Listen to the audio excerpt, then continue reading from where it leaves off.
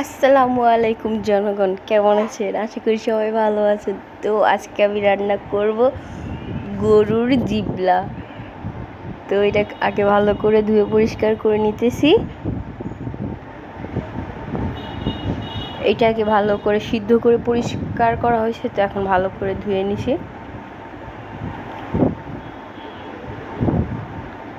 এটারে কাটিকুটি করে ছোট ছোট করে টুকরো করে নিয়ে নিছি। তো দিয়ে দিলাম পেঁয়াজ,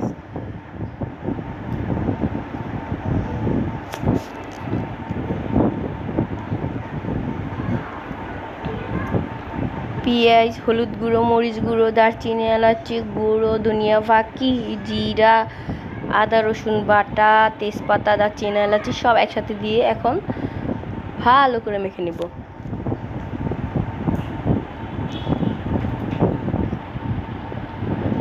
এখন দিয়েছি হলো জিরা বাটা।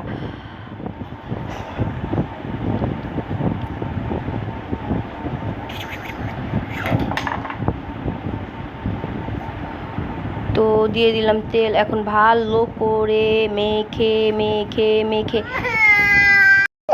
তো এটাকে ভালো করে মেখে মেখে মেখে মাখতেছি।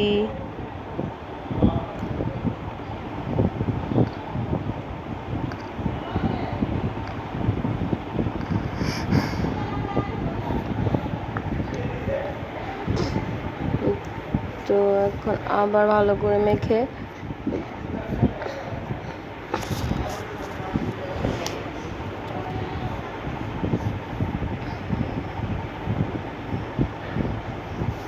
তো আমি এখন এটাকে চুলায় বসিয়ে দিয়েছি। চুলার জাল অনেক কম, তো একেবারে মেখে চুলায় বসিয়ে দিয়েছি। তো তেল একটু কম হয়েছিল, তো আবার তেল দিয়ে দিলাম। আর তরকারি হতে হতে আমি পুরো বেসিনের যত থালা বাসন ছিল সব দিয়ে পরিষ্কার করে ফেলছি। এখন আমি চলে যাচ্ছি ঘরে।